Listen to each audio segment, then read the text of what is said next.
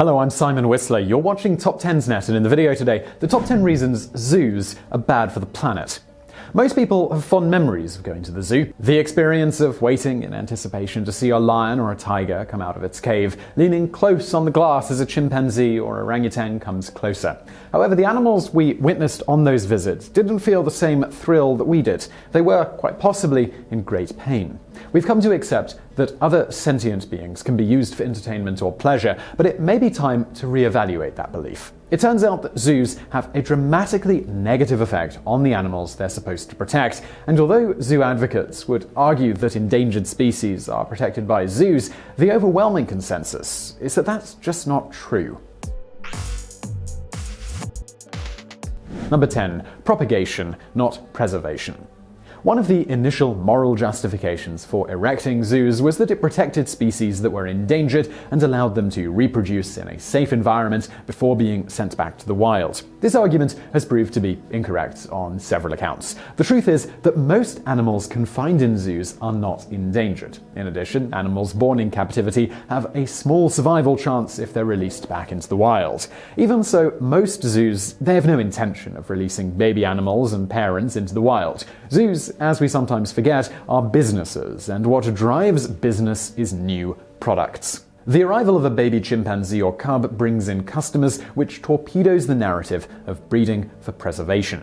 If we want to become serious about protecting endangered species, we must protect them in the wild. Studies have shown that without conservation in the wild, there is no point in captive breeding. If we're serious about protecting animals, let's start with them in their natural habitats. Number 9. Traumatizing for animals. Billy is a 32-year-old Malaysian elephant who has lived for 2 decades in the Los Angeles Zoo. His other elephant companions died and he was left all alone. Despite having an average lifespan of 65 to 70 years, his fellow elephants at the Los Angeles Zoo died before the age of 20. Billy himself displayed signs of trauma and hardship uncommon for such a young elephant. He had tail abscesses, infections, and even developed a stereotypy, a repetitive head tick that is indicative of severe duress commonly found in confined animals and humans. Elephants are profoundly intelligent creatures who can recognize their faces in the mirror, comfort one another, and remember instances of pain. Their experience in zoos is not only captivity, but imprisonment for these intelligent creatures. For most animals kept in captivity, a psychological disorder develops called zoochosis. This condition shows itself with the animal pacing and swaying. Confined to small spaces and without the need to hunt or find food, animals lose what makes them unique. I mean, what is a lion if it does not get to hunt? Zoos create an existence that not only demeans animals, but forces them to lose their very identity. Number 8. Selling animals born in captivity. A tragic example of the failure of zoos is the case of Edith, the chimpanzee. She was born in 1960 at the St. Louis Zoo, and as a baby she drew big crowds. Soon after her 3rd birthday, Edith was taken from her family and sold several times, visiting 5 different facilities before landing at the Texas roadside zoo called the Amarillo Wildlife Refuge, or AWR. An investigation by several animal rights groups found Edith. She was hairless, living in a filthy, barren concrete pit and surrounded by rotten food. Unfortunately, Edith's story is a prime example of the true interests of zoos. Once Edith was no longer cute and no longer brought in the crowds, she was discarded and sold. Zoos across the country engage in this practice, tearing animals from their families simply to make a buck. It's a shameful practice, particularly for institutions that claim to care about animals. Number 7. Kids don't become conservationists. As we've mentioned, zoos do seem to have a great impact on children. Seeing their favorite animals appears to make them more excited and interested in the topic of conservationism. The truth is that zoos don't truly have this sort of impact, though. A study conducted by Conservation Biology found that the majority of 2,800 children who visited the London Zoo demonstrated no positive learning outcomes as a result. Not only were the children deemed to have not learned anything on the trip, but many even came away with a negative experience. Authors of the study argue that despite zoos promoting themselves as offering educational programs for children, the programs fail to impact the kids. The notion that animals need to be kept in captivity to help educate children about conservation seemingly falls on its head. Other methods can surely be developed to make children interested in the wildlife without seeing animals in person. If dinosaurs can still be a fascinating subject for children, surely chimpanzees existing in the wild can also. Number 6. Dangerous for animals.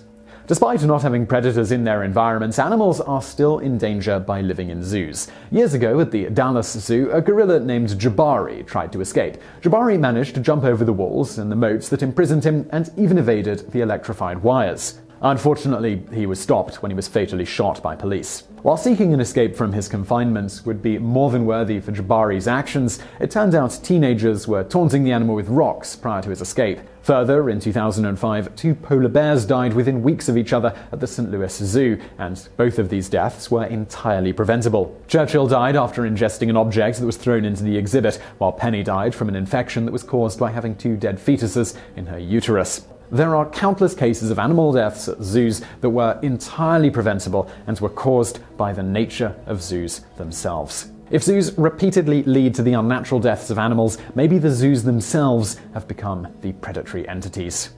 Number 5. Animals driven crazy.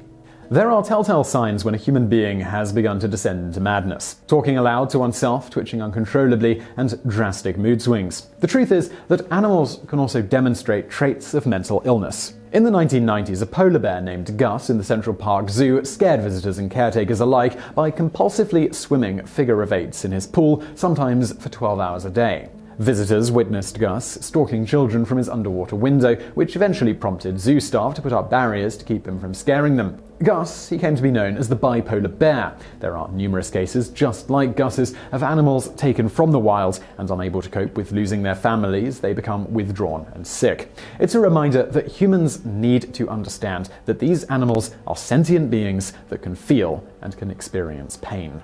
Number 4. Mistreatment of animals. There's a lot of stories that will make you lose a little faith in your fellow man. We've decided to just highlight a few of these cowardly actions. Our American viewers can breathe a sigh of relief as the worst instances have occurred abroad. In 2010, the Shenyang Forest Wild Animal Zoo allowed 11 of its Siberian tigers to starve to death in cold, cramped metal cages. To make matters worse, the Siberian tiger is an endangered animal. Another horrific case of abuse took place in China, with animal rights activists chronicling cases of live monkey fights, bears forced to walk across tight ropes, and lions that were beaten so they'd jump through flaming hoops. An internal review in China found that in just 3 months there were more than 50 zoos that were documented abusing their animals. This outrageous behavior continued on after the poor animals were dead, as many of the zoos were found to sell rare dead animals to dining establishments for supplementary income. For many endangered animals, that meant a journey of captivity and abuse to dinner plates. Number 3. Not enough work to fight endangerment.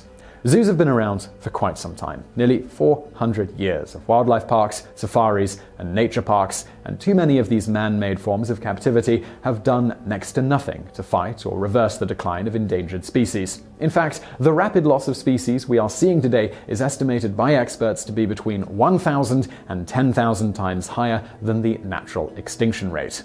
Obviously, that cannot and should not be attributed entirely to zoos, but they certainly play at least some role. Unlike past mass extinctions that were caused by outside factors, the cause this time is the result of one species, and that would be us. So instead of attempting to create a narrative based around zoos, conservationists must protect endangered animals where they belong, and that, of course, is in the wild.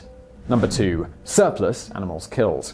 The idea that zoos actually carry out the killing of animals may come across as a surprise, but it's very much routine in most zoos. A surplus animal is one that has made its genetic contribution to a managed population and is not essential for future scientific studies or to maintain social group stability or traditions. In other words, if the zoo already has more than enough male chimpanzees or female giraffes, it makes the decision to either sell or euthanize the animal. These animals have already bred with several partners and in a way have produced their own replacements. Lifetime care is simply not something that's in the zoo's business model. A country that has taken euthanizing zoo animals to an extreme level of callousness is Denmark. In 2014, zoo patrons witnessed a healthy giraffe shot by conservationists and then dissected in front of the public. The poor giraffe was eventually fed to the zoo's lions. This wasn't a one-time thing either. The next day, the public was treated to the dissection of a surplus lion who was killed the past year and frozen. Children called out liver as the long butcher knives removed its intestines.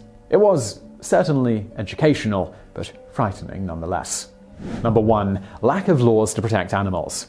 After all of this abuse and mistreatment, you'd think that laws would be passed to protect captive animals. The truth is that in far too many countries there aren't such laws. In some cases, countries simply have no laws whatsoever to protect captive animals. While the United States does require licenses for animal exhibitors, the application process is far too liberal. In most states, just about anyone can have a wild animal on their property. In many cases, this means that captive animals aren't even afforded the luxury of a zoo. Instead, they end up in residential homes, locked up in an even smaller than normal cage. The only stipulation for animal exhibitors is that the animals must be fed, given water, and provided with shelter. Despite overwhelming evidence suggesting the negative impact of a confined environment, cage space regulations require only that the animals be provided with enough room to stand up, lie down, turn around, and move around a bit. That means lions, whose forefathers prowled vast, open expanses, can barely take a step in their cage. And it's a sad fate for too many great animals. So I really hope you found that video interesting. If you did, please do hit that thumbs up button below, and don't forget to subscribe for brand new videos just like this every day of the week. Also, check out some videos from the archives over there on the right. And as always, thank you for watching.